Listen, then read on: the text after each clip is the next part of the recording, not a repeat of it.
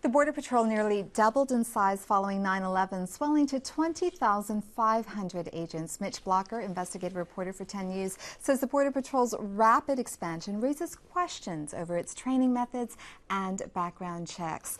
Mitch, your reporting with Team 10 found that the rapid expansion ordered by President Bush after 9/11 actually compromised training. In what way? Right. The main way that it compromised training, we're told, is there were simply too many agents, and that the priority was put on not necessarily their training, but getting them through the academy. So you have a Border Patrol source, and he told you, he gave you information about recruitment. Mm-hmm. What did he say specifically? He specifically said that the recruitment was more important than the training and getting the right people to become Border Patrol agents. We do have a soundbite from him, and I think it's best to hear it from the source. Pretty much everybody gets through the academy. We went from a 20-week course to a 12-week course. So the standards were lowered? Well, they say the standards weren't lowered, but they were. Is it just you'll take anybody? Pretty much. It took a lot of recruitment. In some cases, they started recruiting in the local swap meet.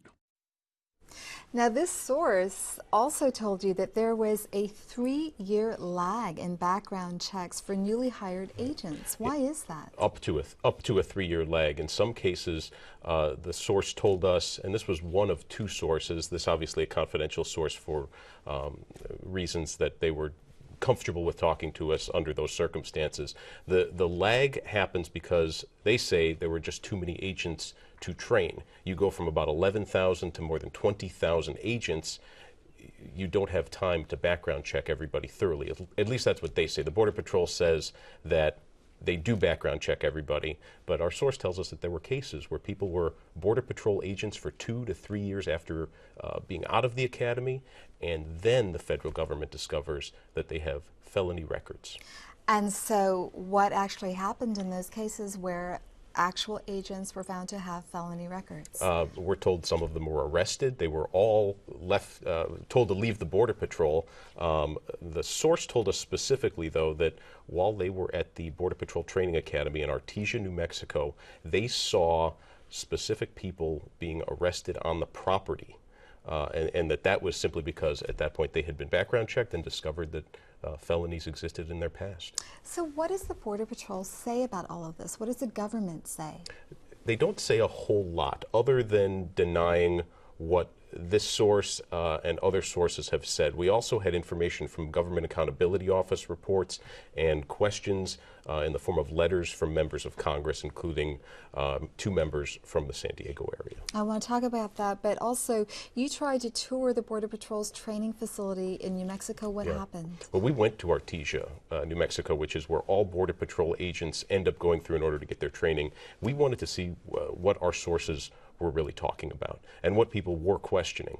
We were not able to get onto the property. Artesia is a pretty remote place. It's about 4 hours south of Albuquerque. We were able to see some of the driving course just from being on public streets. We were able to see the buildings, the facilities, as far as the dorms, which house, we're told, more than 5,000 agents to be at one time.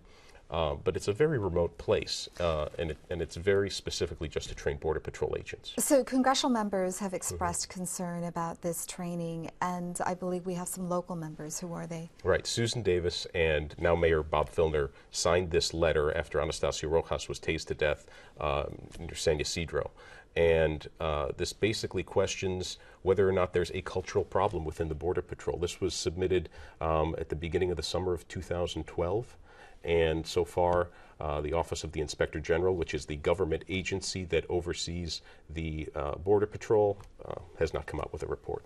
Very quickly, your investigation grew out of a notorious shooting of a woman in South Bay. Tell me very quickly about that and what the status of that case is. Sure. That case involves an agent named Justin Tackett who shot and killed a woman in Chula Vista named Monique Tachakin. That case is still under investigation by the Border Patrol. Her autopsy report has come out showing that she had 14 exit wounds after she allegedly had the agent on his car, on the hood of her car, and he feared for his life and used deadly force in order to get out of that situation. Okay, Mitch Blacher, thanks so much for talking to us today. Thanks for having me.